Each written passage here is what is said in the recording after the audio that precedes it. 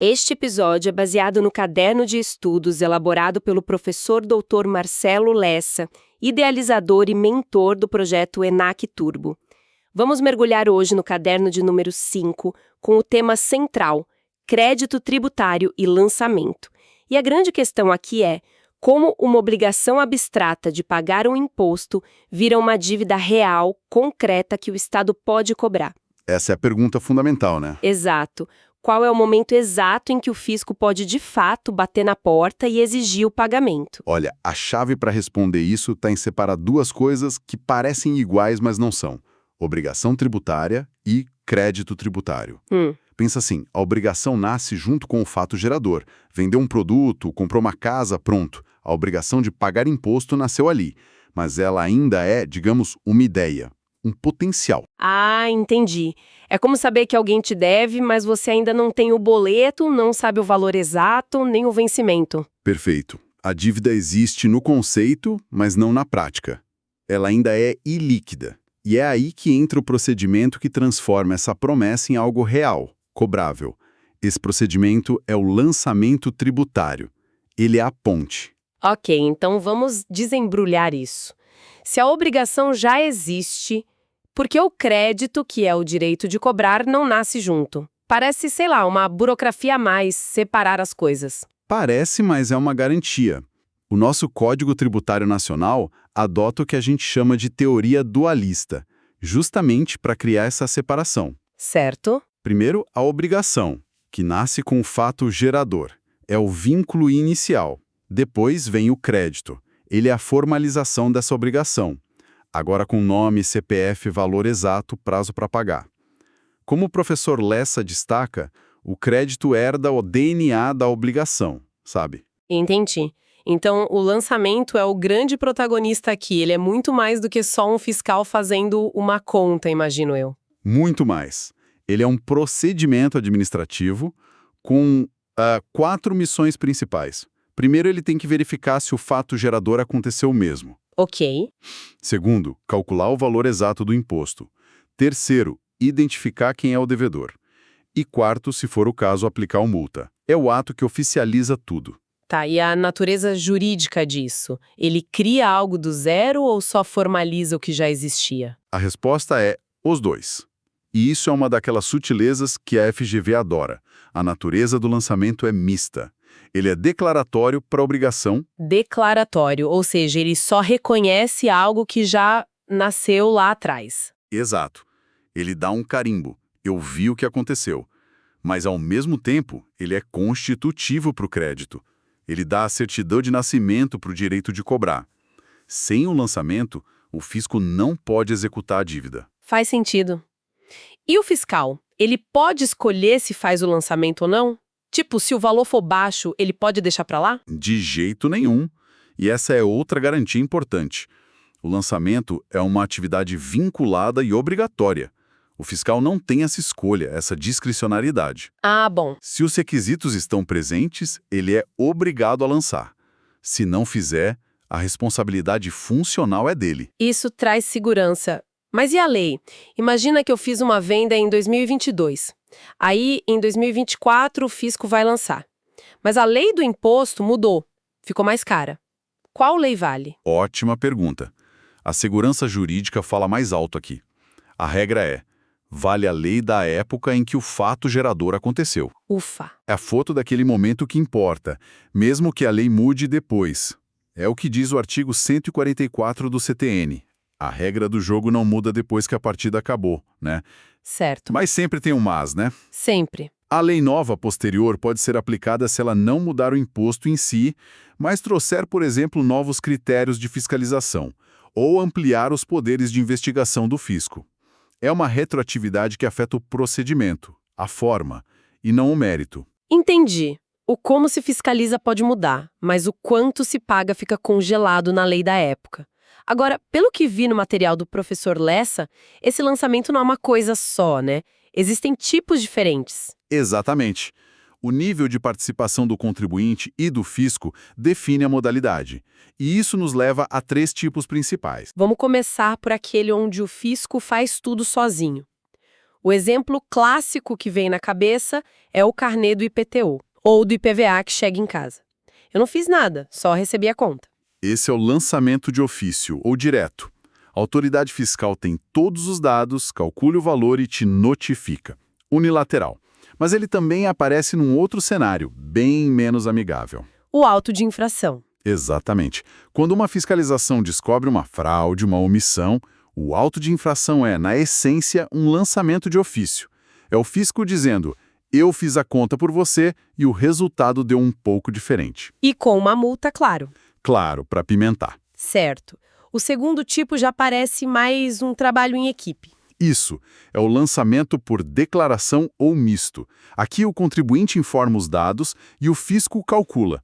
O exemplo clássico é o ITBI na compra de um imóvel.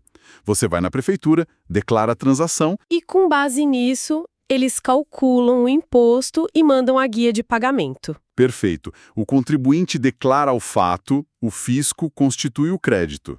E aqui tem uma pegadinha famosa, não é? Sobre corrigir um erro nessa declaração. Tem, e é uma armadilha clássica da FGV. Você pode retificar a sua declaração por iniciativa própria, mas só antes de ser notificado do lançamento. Depois que a conta chegou, a porta se fecha. Aí o caminho é outro, é impugnação, é briga administrativa. Entendi, a janela é curta. E aí chegamos na terceira modalidade, que deve ser a mais comum no dia a dia, principalmente das empresas. Sem dúvida, é o lançamento por homologação ou autolançamento. ICMS, IPI, imposto de renda, a maioria dos grandes tributos funciona assim. A lei joga a responsabilidade toda no colo do contribuinte. Então, eu mesma calculo, eu preencho a declaração e eu já pago tudo por conta própria. Exatamente. Você faz tudo antecipadamente, sem nenhum exame prévio do fisco. Mas e se eu errar a conta? O fisco só confia em mim? Ele confia, mas desconfiando. Pense que o seu pagamento extingue o crédito, mas sob uma condição. Que condição? A condição de que, nos próximos 5 anos, o fisco pode olhar suas contas.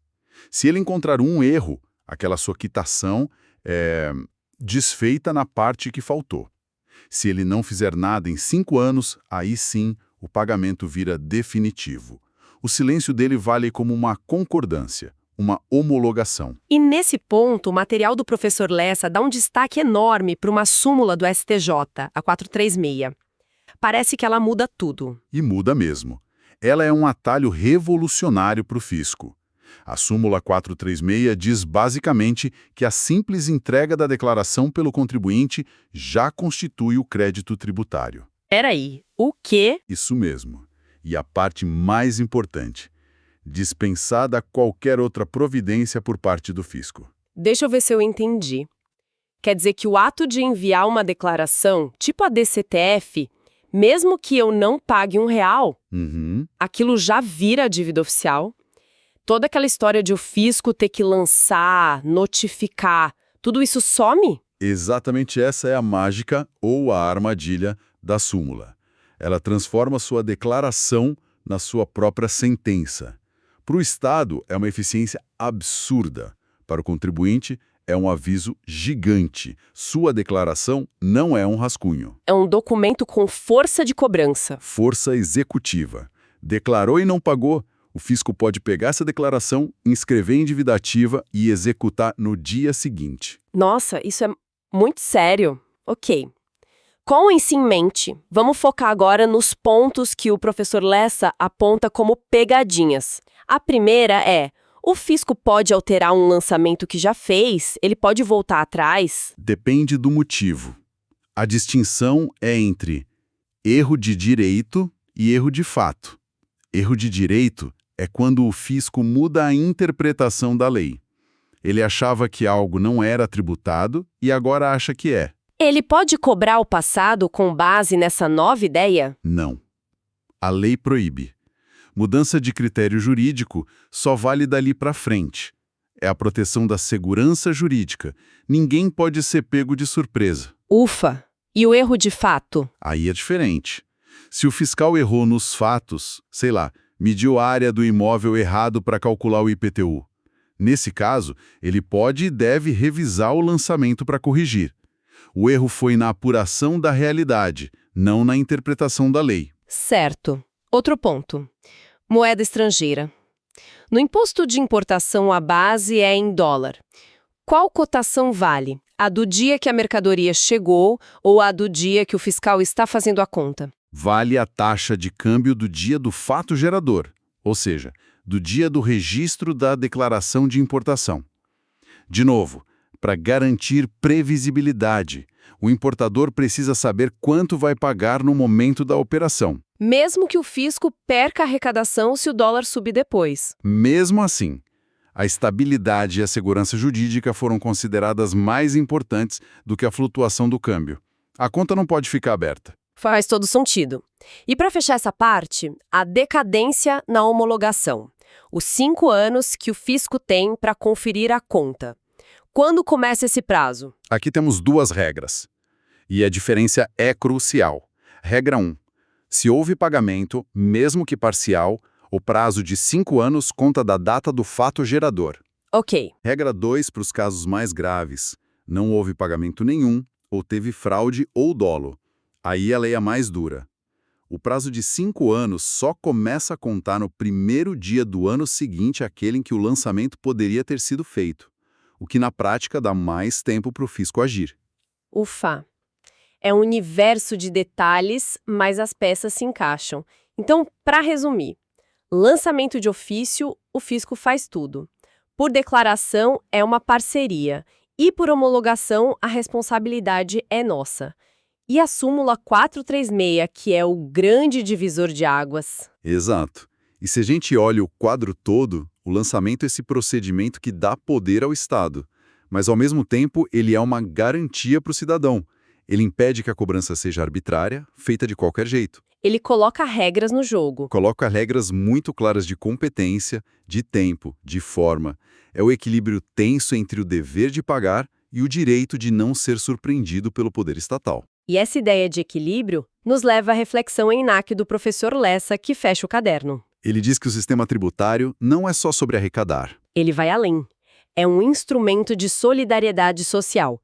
E todo esse respeito à legalidade, à segurança jurídica, no fundo, protege a dignidade da pessoa humana contra um Estado que poderia ser esmagador. É a formalidade a serviço da justiça. O lançamento é onde o poder e o direito se encontram. Podcast produzido a partir do conteúdo do projeto ENAC Turbo, sob a autoria e orientação do professor Dr. Marcelo Lessa. Se esse conteúdo te ajudou, não esqueça de se inscrever no canal e ativar o sininho das notificações. Assim o YouTube te avisa imediatamente assim que o próximo resumo for liberado. Até a próxima!